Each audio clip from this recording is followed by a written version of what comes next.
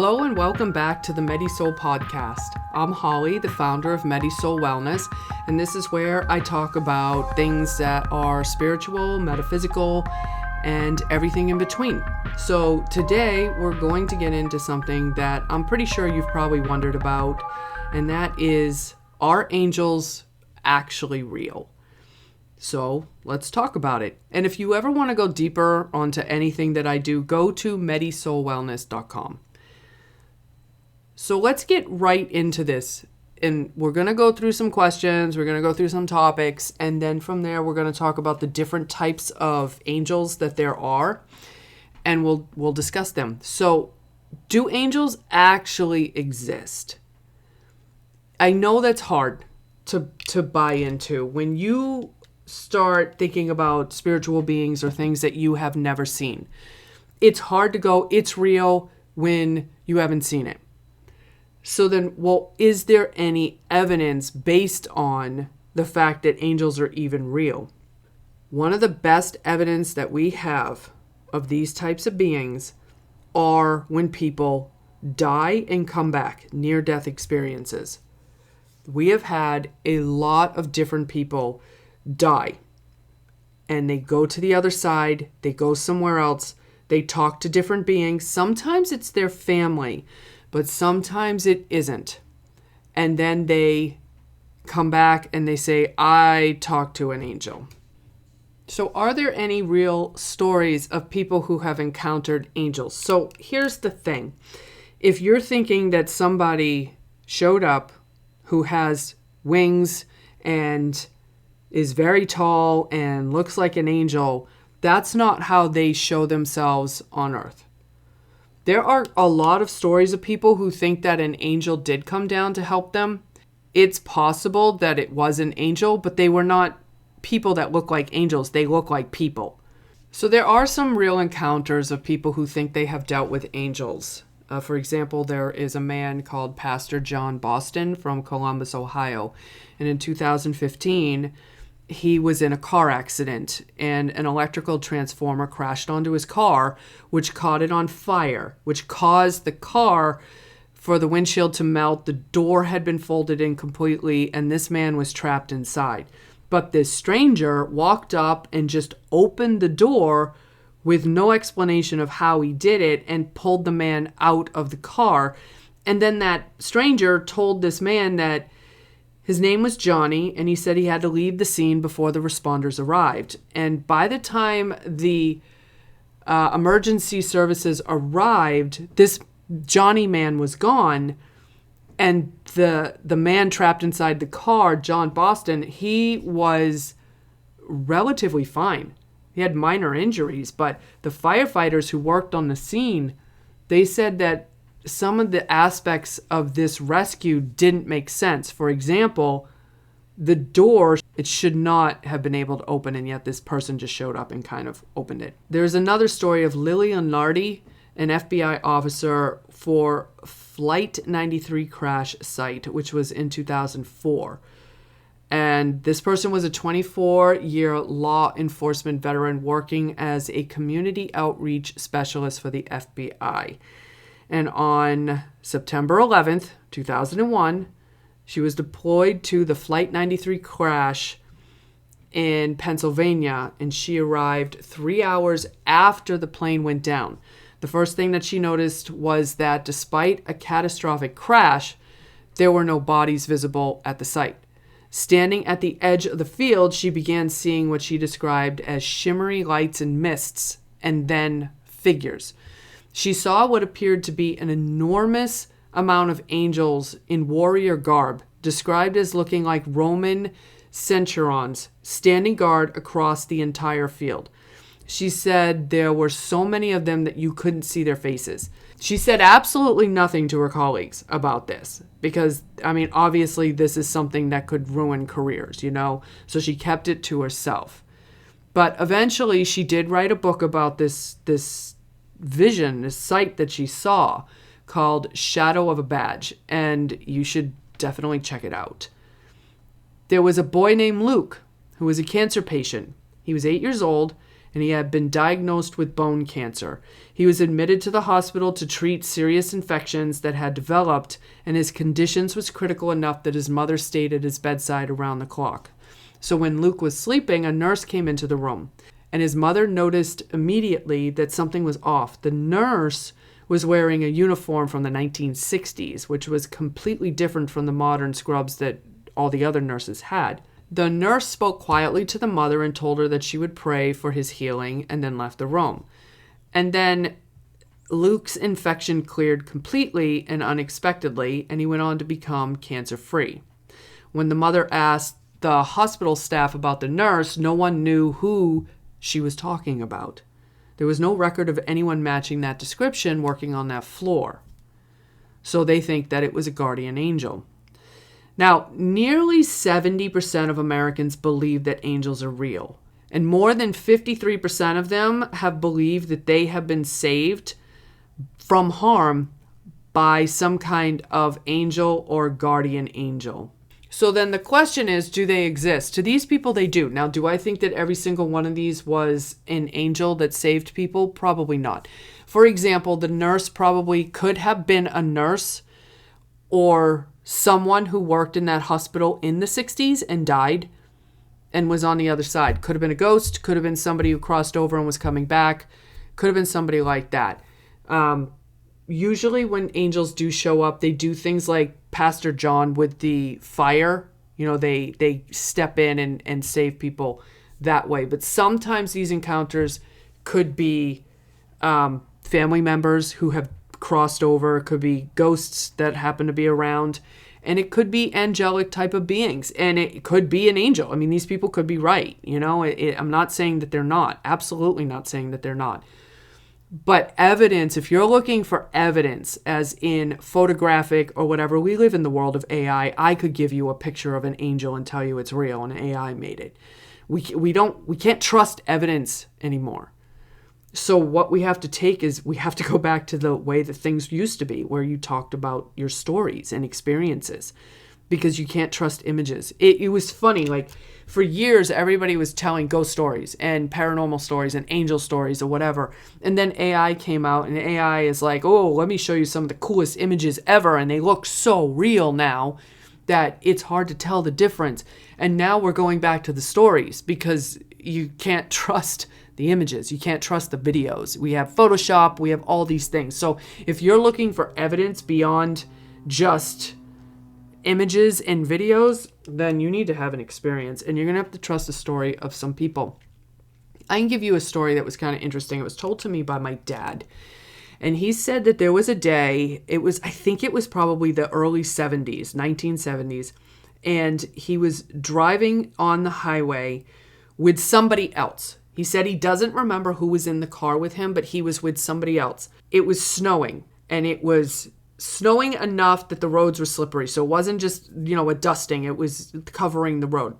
And he said he was driving down the road and they slid. And when he slid, the car went off the road. It went into the gutter on the side of the road. And he said, we were headed for a tree at like 60 miles an hour. That's what he said. Why he's driving at 60 miles an hour in a snowstorm, I don't know. But that's what he said. And he said that they just closed their eyes and braced for it. I mean, you do. You have a split second and you're just like, okay, this is what's going to happen. I'm about to die. And he just waited.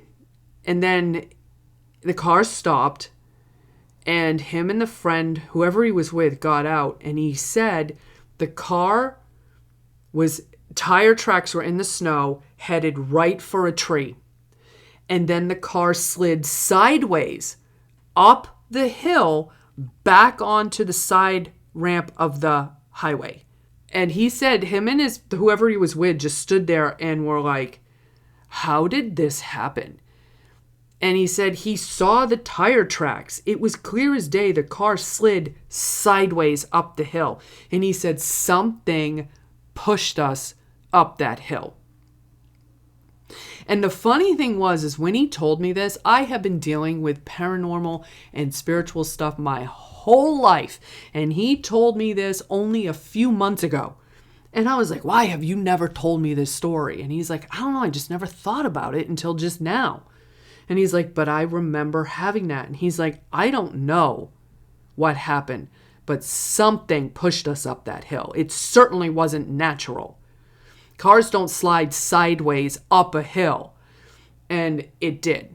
So he knows that somebody did. Would that be some kind of divine intervention? Absolutely. But did an angel with giant wings show up and he got to see it? No, because that's how these beings work. Angels work through other people. They have times when they come down and they will interact with people, but they work through other people more. For example, sometimes people see somebody that shows up and that person interacts with them and helps them and saves them or whatever, but then they, do their thing and they kind of they intervened is what I'm trying to say. Then you have like with Pastor John where you have people that just kind of show up and then vanish. And these are the best we got for proof next to near-death experiences. Then you have other stories like the Loreto Chapel staircase in New Mexico.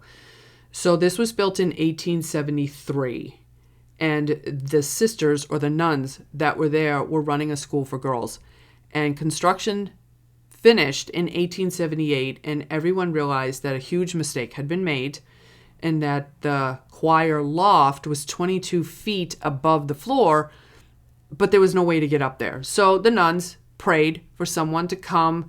For 9 days, they prayed to try and get, somebody to... St. Joseph is who they were looking for because he's the saint of carpenters, to come and, help them figure out how to fix this stair problem. And on the 9th day, a stranger appeared at the door and he said, I'm looking for work. And they said, well, that's good because we need some stairs.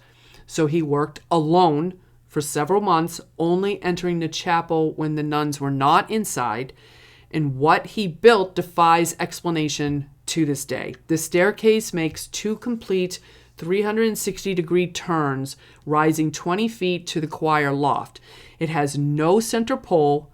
Virtually every spiral staircase ever built wraps around a central support column, but this one does not. It was built entirely with wooden pegs, no nails, no glue. It has 33 steps total. When it was finished, the sisters organized a banquet to honor him, but he was gone. He took no payment, left no name, and was never seen again. The sisters placed an advertisement in the paper trying to find him, but no one ever did. So was this built by an angel, St. John? Was it built by somebody else? I mean, it was definitely someone else got involved. So this is the best evidence that we have. So then, let's get into what do angels actually look like. We pictured people with wings and they wear robes and they have halos over their heads. Do angels look like this? So I have been meditating for years and I talked to Archangel Michael. And after a long time of, learning how to connect with him and talk to him and asking all my questions and stuff, I started to ask, who are you? What are you? What are you like? What do you really look like? Are you really look like us or whatever? And they kind of do really look like us. There are some that look a little monster-like, but for the most part, they do look like us. They're very attractive beings. They really are. But I got real close and was asking Michael, can I feel your robes? Can I look at your hands? Can I look at your hair? Can I look at your face? And so I kind of spent a meditation or two really like observing what they were like, what I noticed for me. I can't validate this as true until, I die and go and talk to them and see for myself. But very tall. Angels are very big beings. Like 9 feet, 15 feet. You might be thinking they're giants. They're just big beings, So they're big. I don't always see their face. Like if I step back and look at them as a whole, their face is almost like not blurred out, but like this is going to not make sense to people who don't remember snow on a TV. But years ago, there used to be static snow on a TV. It was just a white screen. It was kind of staticky. And that's what I would see. But the closer I would get, like if I would look at his face, I would have to look at his eyes. And I could see them. They were always iridescent. They were blue. They were vibrant blue, iridescent color. If I looked at his mouth and his nose, they looked the same. The face structure was kind of the same as ours. The hair was similar, but, pretty because they're beautiful. And they have two different types of clothing. There's the robes, which a lot of them have white robes. And the robe is literally from their neck down, and it hangs down like a robe, and it's white with a gold cord that goes around the waist. And I often see a lot of angels wearing that.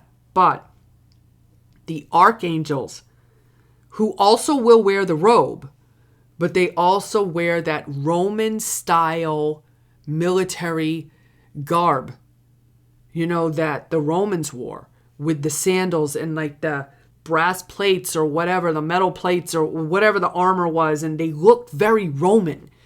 And they do have wings, but they don't always show you the wings. Like, I work with Archangel Michael, who doesn't come to me with his wings. But I also work with another angel called Ezekiel, and he always shows his wings because he's a character. So his wings are always spread out like those buzzards that stand with their wings out while they're drying. He literally does that every time I talk to him. But most of the angels that I talk to, they don't show them, but they do have them. It's like they just kind of hide or something. They're not always there. And it could very well be because I don't need to see them. Maybe they only show them at certain times. I don't know. But they had this interesting thing with their hand because we have 2 knuckles on our fingers, and they had 3. And I asked him, I said, why do you have 3 knuckles? And he said, because our hands are so big. So they had an extra knuckle, which I thought was interesting. But did I ever see them with halos? No, I never saw the halos. They glow. Sometimes they glow, and sometimes they glow different colors. Like, I have seen angels glow white. I have seen them glow pink, and I've seen them glow blue. I've seen them glow green, sometimes purple. Often it's pink, blue, white. I get a lot of white. But they have this, it's not like they glow like in the dark. It's almost like they have this light energy around them, like an aura light. It's interesting. But that's the best glow that I've ever seen. I've never seen halos or anything like that. Does everyone have a guardian angel? Yeah, for the most part. These are your spirit guides. And a lot of people do have angels as spirit guides. So does everybody have an angel spirit guide? Not necessarily. I have worked with a few people who did not have angels as spirit guides. They had all different kinds of spirit guides, but not an angel. So does everyone have a guardian angel? No, not everyone does. But for the most part, most people have some form of an angel. The more spiritual you are, the more of an angelic spirit guide you're going to get. Now, have you already encountered an angel without knowing it? It depends. If you've never had a reason to run into them, probably not. But if you've ever been in danger or felt like somebody helped you, somebody saved you, somebody came out of nowhere, somebody, did something that saved your life. Sometimes they work through people, like actual people, and help save lives. And sometimes they come in as a being that no one knows who they are. They just show up, and the only person that sees them is the person that's in trouble. So if you've had this happen to you, then yeah, you've probably seen them. You're more likely going to be able to encounter them if you get into a meditation and astral project to the angelic realm. And when you go there, then you can encounter them, talk to them, get to know them, do all that. But most people are not going to have an everyday conversation with an angel. I mean, why would you? There's no reason to. So it's possible that you've had an encounter with them and didn't know it. But if that's the case, then you don't know. So you can't even look back and go, well, did I? I mean, I don't know. Maybe. Have I had encounters with angels outside of meditation? No. Not that I know of. I've had people say things to me that were 100% not from them. Like, for example, I was at a store one time, and whatever I was going through, I don't know, this was like 20 years ago or better, and I was kind of crouched down on the floor looking at something at the store, and this man was standing behind me, and he said something, and I stopped dead, because whatever he said was exactly either what I was thinking or what I needed to hear. And I stopped and I turned and I looked at that man and I said, "What did you just say?" And he looked at me and was confused, and he's like, "I didn't say anything to you." And then he just walked off. But you could tell he walked off confused, not because I asked, but because like he lost a moment of his life and doesn't know why, and he just kind of walked away and then just went on about his life. But they will do that. There will be times when they'll do those things. I mean, some of the other ways that angels are going to contact you is numbers, colors. You'll get songs that'll come on at the right exact time. It's the right exact song with the right exact message for what you're dealing with. That's your guides. That's angels stepping in and going, "Hey, did you think of this?" Movie quotes will pop in your head. You'll find money, like little money, pennies or dimes or things like that. You'll get numbers, you'll get feathers. I got marbles. I've gotten marbles, I've gotten feathers. I find a lot of feathers. A lot of feathers. You will find all kinds of little messages like that. The messages like those are cool. They're called symbols. That's symbols, symbolism, and it's, you know, it's cool. It is. It's cool to get them. I still have all the marbles I got from angels or my guides or wherever they came from. They would just kind of show up, and I think I have 8 of them now, and I haven't found a marble in years. Now it's feathers. The problem with those is, okay, that's super cool. What does it mean? I don't know.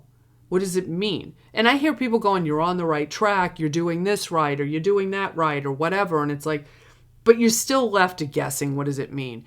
I look at them as like little breadcrumbs now that kind of tell me you're on the right path, even if you think you're not.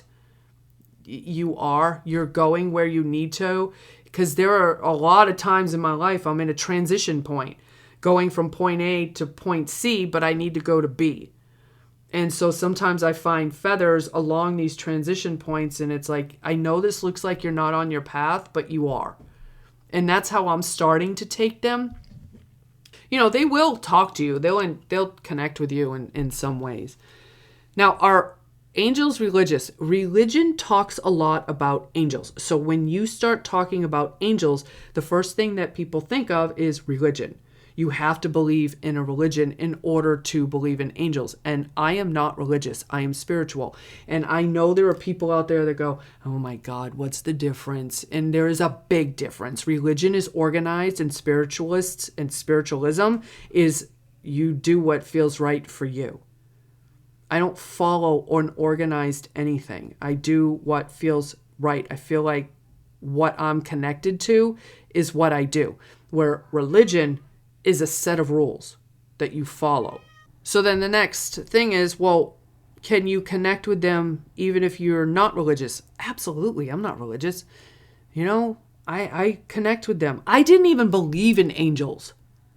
Like, for the longest time when I was younger, I was like, I believed in the paranormal, but I had a hard time with the divine stuff. Then I learned how to meditate. Then I learned how to astral project in my meditation. Then I met Michael. And when I met Michael, I didn't know who he was.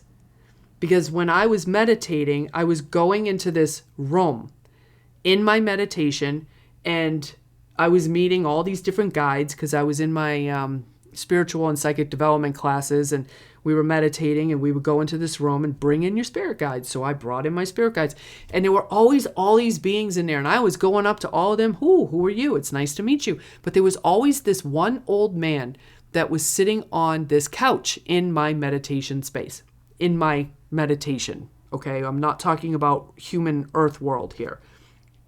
And he was sitting on this couch. So over time, I started going up to him and I'm like, who are you? And he's like, my name is Michael.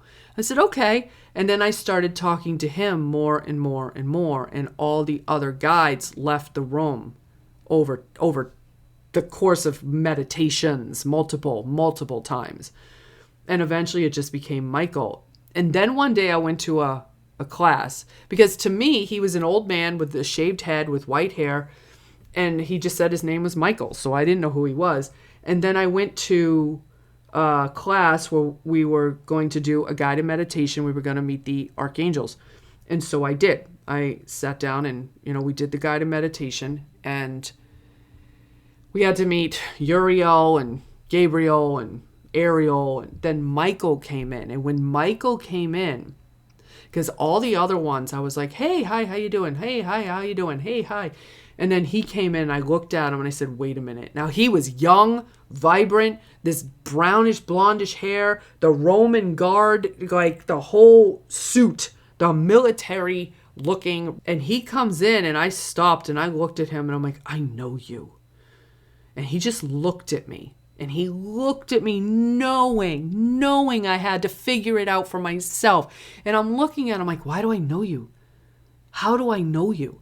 And he just kind of smiled a little and I'm like, Michael? And then he nodded and I'm like, Michael? And I'm like, but you're an old man. How? And I'm like, you're Archangel Michael? And he's like, yes. And I'm like, what the heck, dude?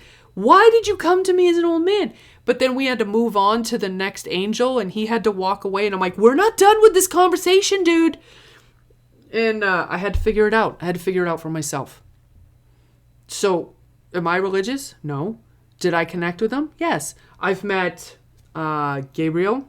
We don't get along at all. Found that out in a meditation because I went to meet him and he was mean to me. Everyone else like, oh, and for me, all right. So here's the thing. Gabriel, people are like, Gabriel's a girl or Gabriel's a guy. And for me, he's male. For other people, he's female. And for some people, he's neutral. For me, he's a guy. And we did not mesh at all. And the funny thing is sometimes I had to work with him and I was like, let's just do this, dude. Okay, let's just do our thing that we need to do and move on. I've met Ariel, super sweet. Oh my God, she is so sweet. She's the one that comes up as pink. She has a vibrant aura that's pink around her. The interesting thing with Ariel is I'm pretty sure she's the Grim Reaper. I think she's the angel of death. I think it's her, if I remember right. I've met Uriel. He's nice. He comes to me as green. So when I see him, he's got this green glow to him.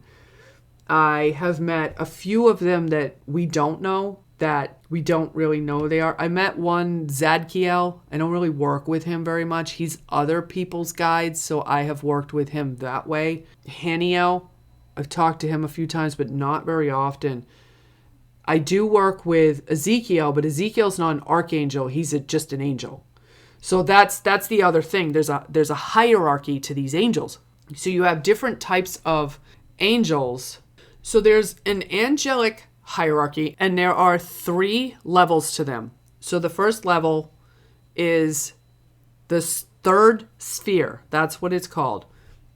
The angels. The angels are what's closest to us in Earth. So think of Earth as in its own dimension. And the angels are in their own dimension. And Earth and the angelic dimension are like neighbors. So they are the next door neighbor, if you will. So they're in their own dimension. And in that dimension, there's a hierarchy. And the angels are the first ones. These are the ones that everybody thinks of when they think of angels. Their whole purpose is to help humans. They help us with guidance. They help us with comfort. They help us with protection. They help deliver messages.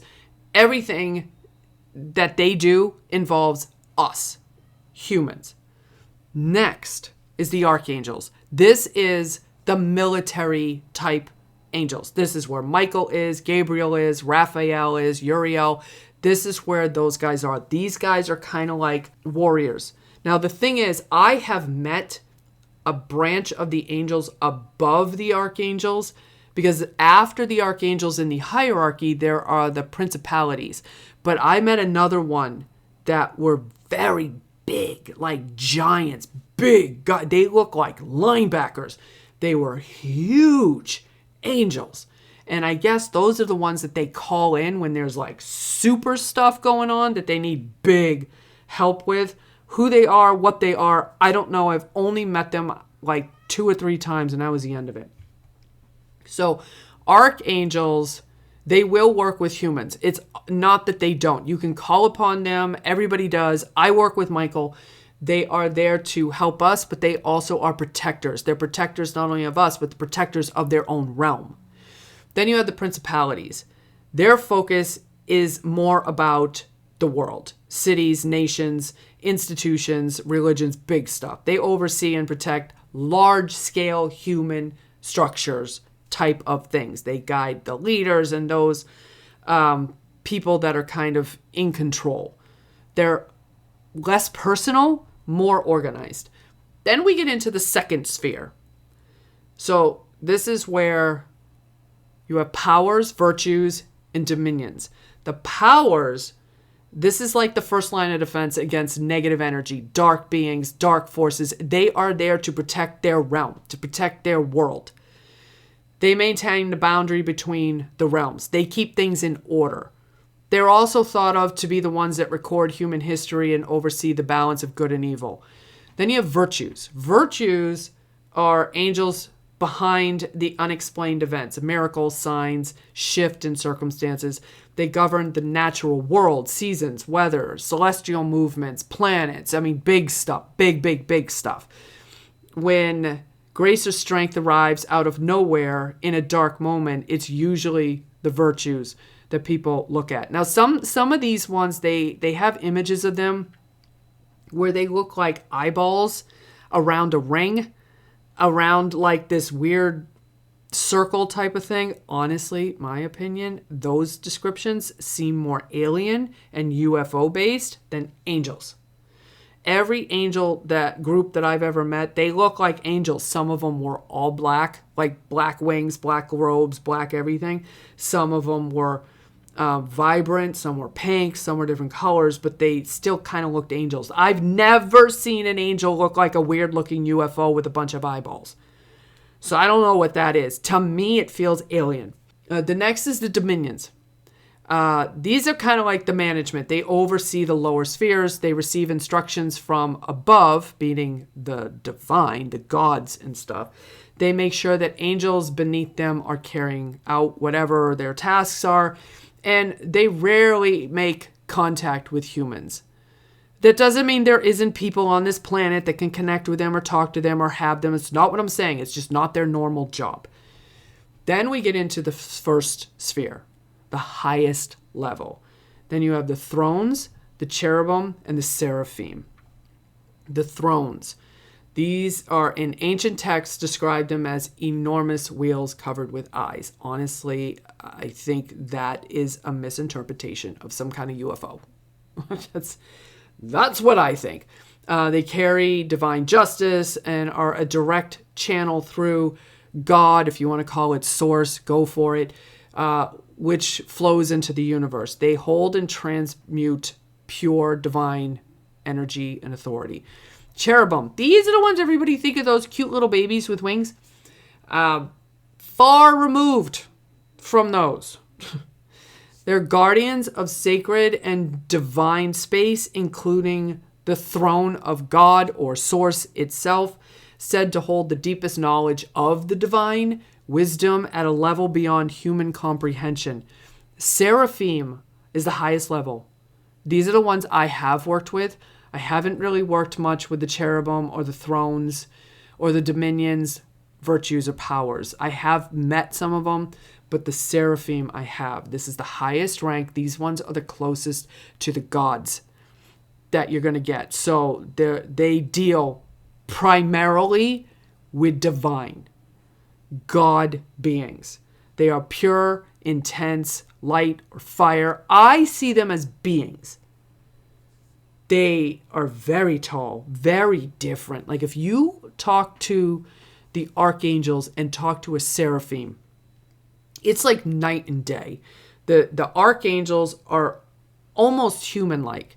The seraphim, they will talk to you, but it's like they're, I don't want to say corporate. That sounds terrible, but it's like they have a job to do. They have things they need to do that don't involve humans, and that's not really what their job is. Their literal name, Seraphim, means burning ones, described as that pure, intense light and fire. They exist in constant, uninterrupted presence of that source energy, that divine energy. They said to vibrate at a frequency that is so high, it would be overwhelming for the human energy field. In ancient texts, even other angels shield themselves from their light. So these guys, when I have talked to them, they work with the gods. That's what they do. That's it. Whatever the gods want, that's what. And why do I say gods? Because there are a crap ton of gods out there. A lot. And there's different orders to the gods. There's different hierarchy, different levels, different jobs, different things. When I say I spent years going into meditation and trying to figure out all kinds of things about our existence, I really, really pushed the boundaries. I wanted to know, how far can you go? And so I decided I'm going to go and talk to all these different spiritual beings, and the angels were one of them. And I talked to Seraphim, and I have worked with clients who have Seraphim as guides. They will work with people, but the people that I worked with who had Seraphim as spirit guides, that person's soul was very high level soul. The way it all works for me is levels, hierarchies. That's how I see it. I've talked to people who have told me it's all neutral, there is no good or evil, it's all the same. That is how it works for that person. That's how they see things. That's how it's structured for them. For me, it's a hierarchy.